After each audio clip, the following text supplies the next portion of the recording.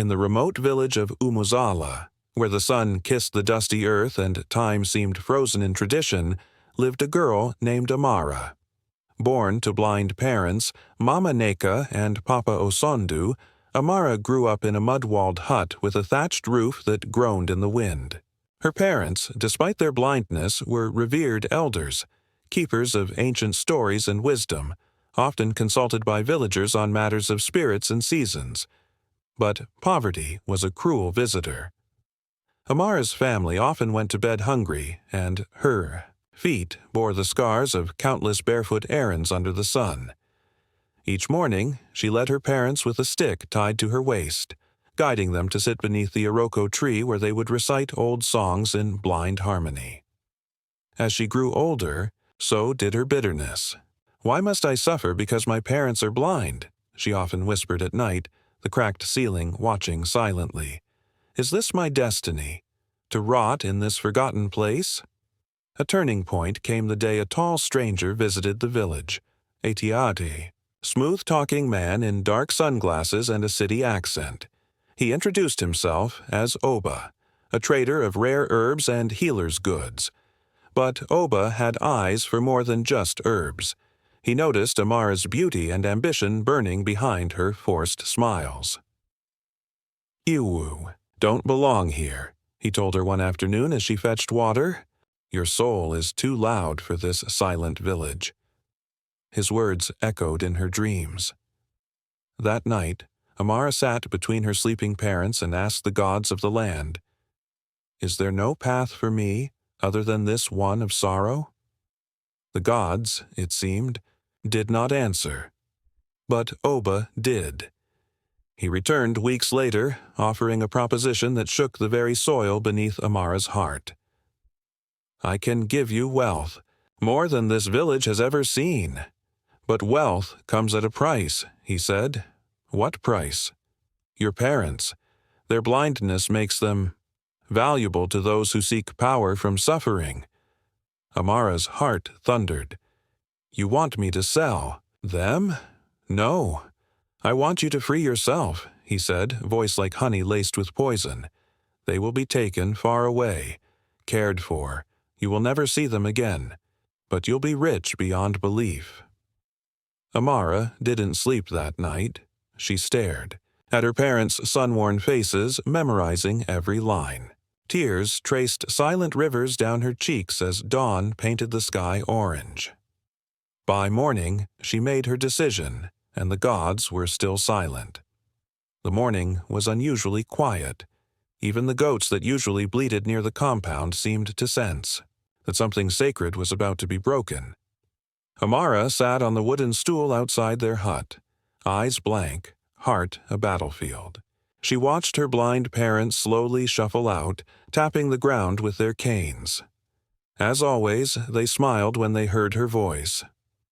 "Amara, my jewel," Mama Neka said, "will you guide us to the iroko tree today?" Amara's voice trembled. "Yes, Mama."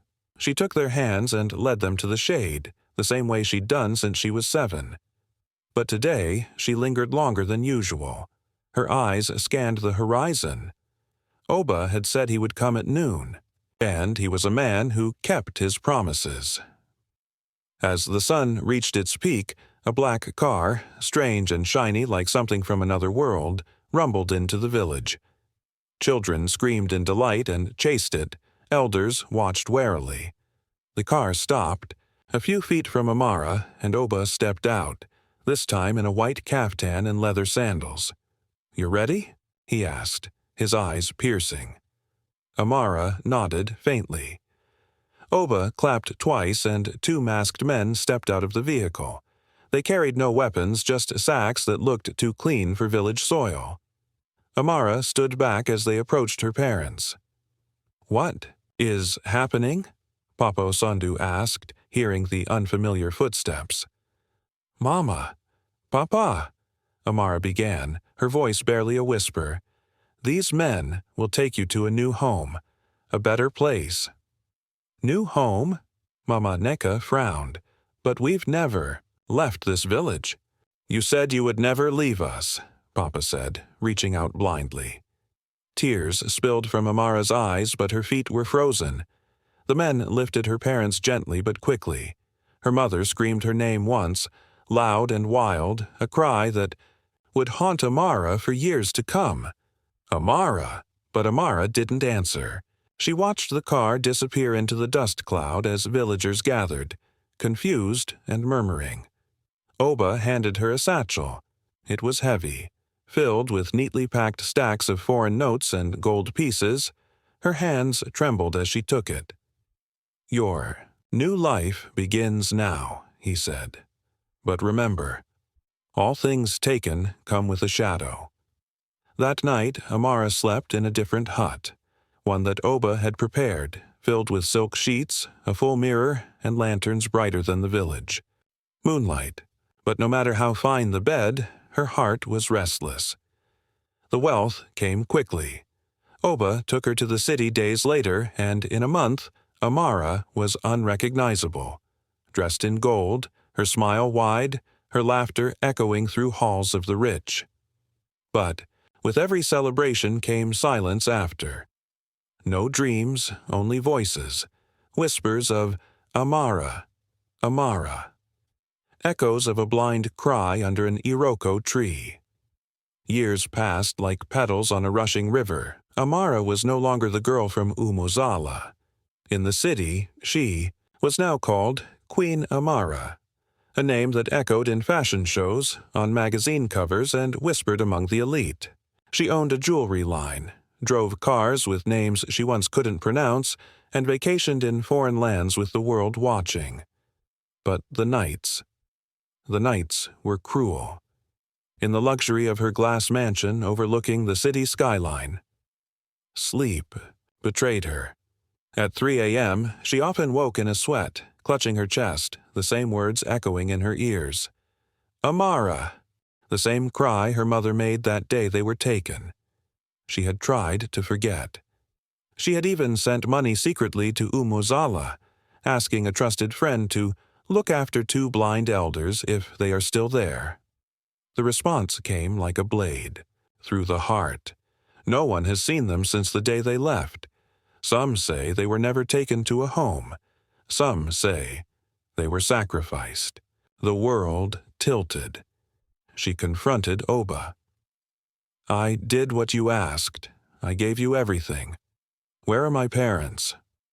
Oba leaned back in his chair, his gold rings clinking against the crystal glass. "You made a choice, Amara. That's what separates the rich from the poor. The courage to do what others won't." She slapped the glass from his hand. "Tell me the truth," Oba smiled coldly. "The truth is, power does not come from comfort. It is born from sacrifice. Your parents were blind, but now you are the one who cannot see." That night Amara screamed at the gods.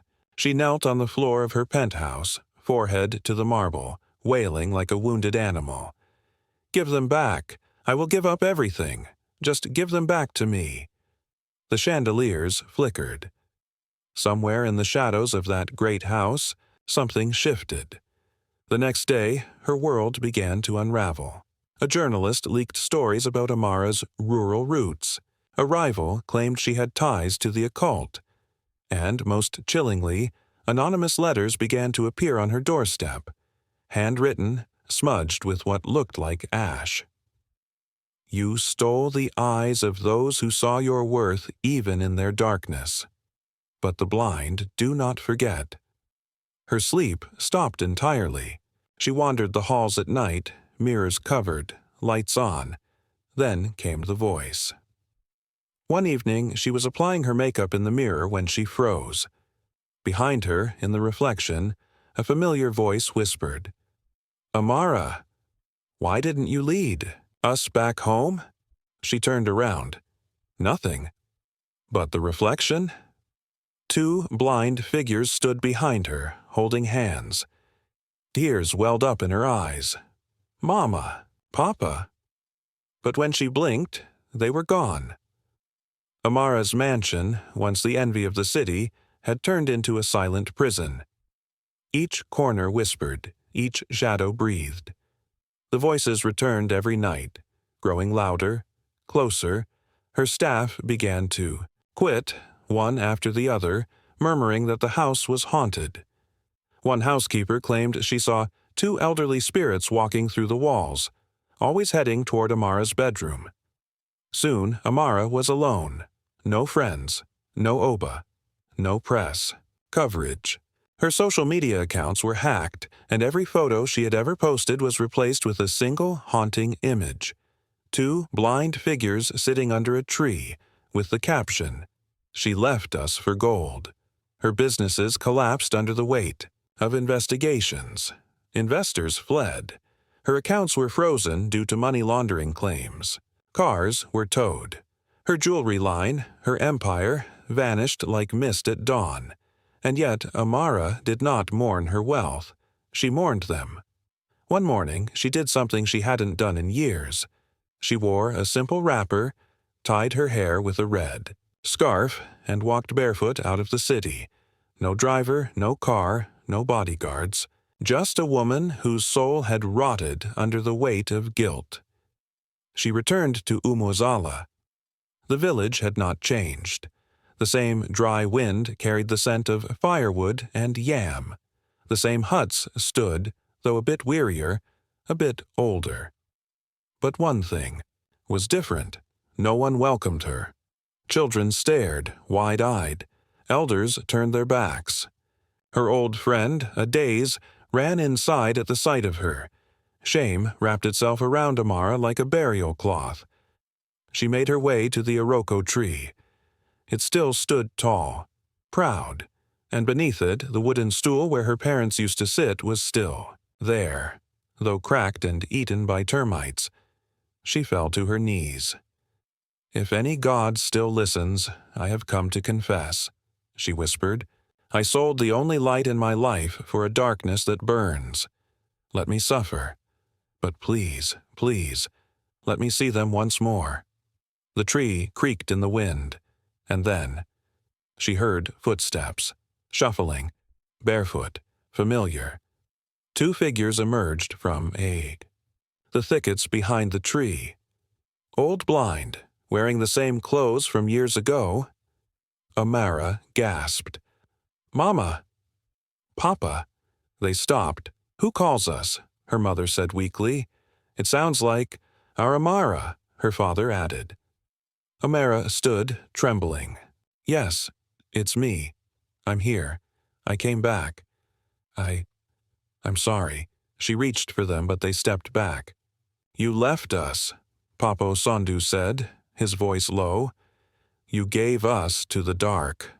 You chose gold over blood," Mama Neka added. Amara broke. She fell to the ground, clutching their feet.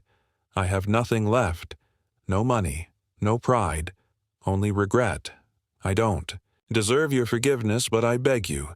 Curse me, spit on me, but please, don't disappear again." There was silence, and then a hand on her head, gentle, warm, her mother's. "We do not curse the child we bore in pain," Mama Neka said softly.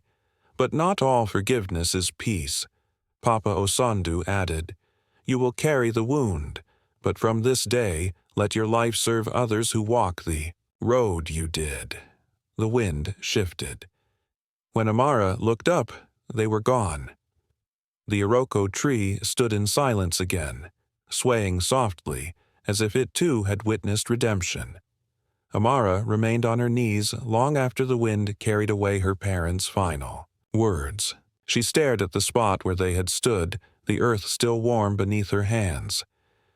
They were gone, again, but this time they had not vanished in anger or betrayal. They had come with a message, a final chance. Amara rose from the ground, like a soul reborn.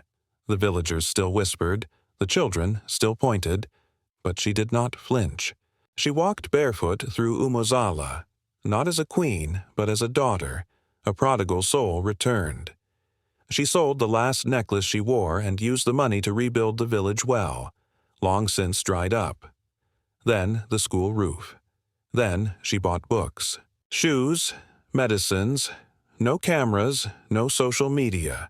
Just a woman kneeling beside the sick and teaching children how to write their names. Months passed. One rainy evening, as she sat beneath the Iroko tree, a group of travelers from another village approached. They had heard of a woman who served the blind, fed the poor, and healed without payment. "You are Amara?" one asked, a girl barely 17, guiding a blind old woman. "Yes," she replied, wiping her hands on her wrapper. "They say you are cursed," the girl whispered. Amara smiled. "They are not wrong." "But you saved my grandmother's life." The girl knelt before her. "If this is what a curse looks like, then may we all be cursed." Amara laughed for the first time in what felt like years. Years later, the story of the queen who returned her crown became legend, a woman who once sold her soul for wealth, only to buy it back with service. People traveled from across Nigeria and beyond to see her. Not for fashion, not for fame, but to witness the woman who turned ashes into gold, not through riches, but through repentance. She never saw her parents again, not in body. But every night she lit a small fire beneath the Iroko tree and whispered their names into the wind. "Papa, Mama, your daughter has found her sight." And in her dreams they stood beside her, no longer blind, just proud. Moral of the story: no wealth gained from betrayal will ever silence the cry of a wounded soul. But repentance, though painful, is the bridge between guilt and grace. What you lose in the darkness can be reborn in the light, if your heart dares to. Walk barefoot back to where the pain began.